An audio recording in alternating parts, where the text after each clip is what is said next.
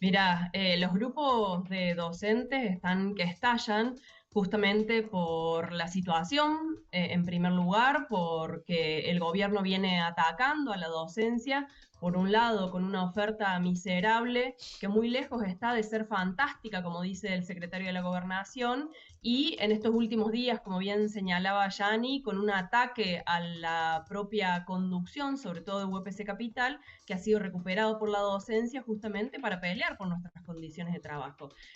La situación no se aguanta.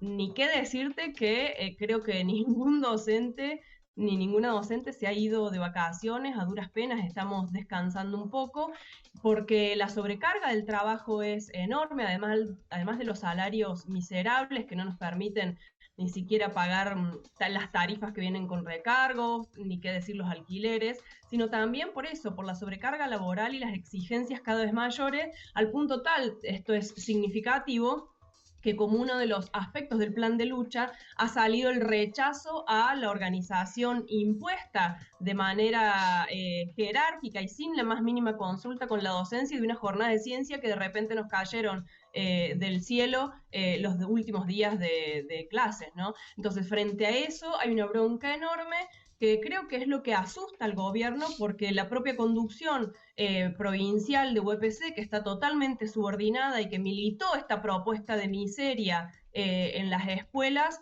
fue rechazada de manera contundente en el interior, inclusive no solo en UPC Capital, sino en el Concejal, interior. Por lo cual, sí.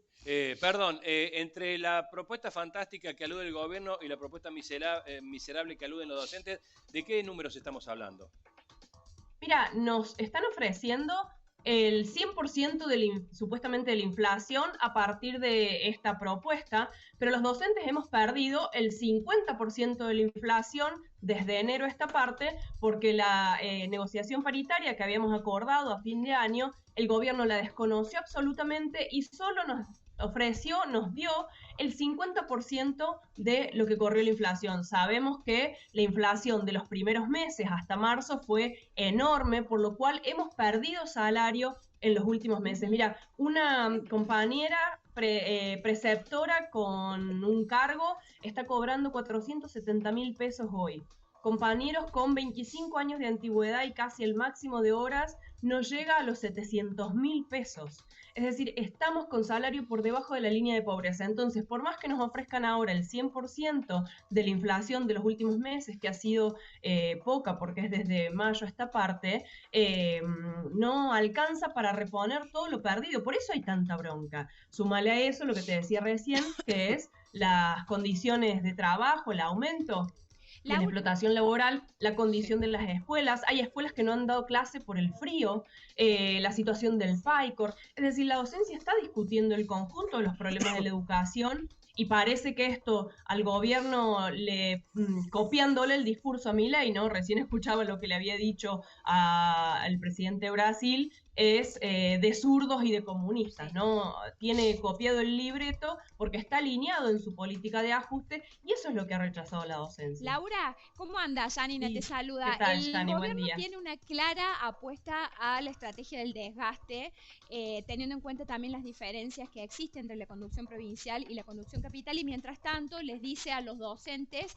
que se están perdiendo la recomposición, sea mucho, sea poco. ¿Hasta dónde crees vos que van a poder aguantar justamente teniendo en cuenta estas tensiones internas que también tiene por primera vez la conducción provincial con el distrito más importante que es el capital? Mira, lo que circula en las escuelas es que hay que prepararse mejor para aguantar justamente esa política con la que amenaza el gobierno, descontando los días de huelga, atacando directamente el derecho a huelga, así como la situación de las escuelas. Y esto se ha hecho en otras ocasiones a partir de fondos de huelga, fondos de lucha, organizando kermeses, ferias de plato en las escuelas, junto a estudiantes y a las familias, haciendo clases públicas, porque no podemos aguantar esta miseria y esta situación. Es decir, que nos estamos preparando y apelando a la comunidad además, porque la defensa de nuestro salario no es solo una Bien, defensa para la docencia, es la defensa de la educación pública y estamos convocando a las familias y a la comunidad toda a que nos acompañe el próximo 23, como hemos hecho justamente en defensa de la educación universitaria el 23 de abril recuperando esas calles para defender nuestro Bien. salario y la educación pública.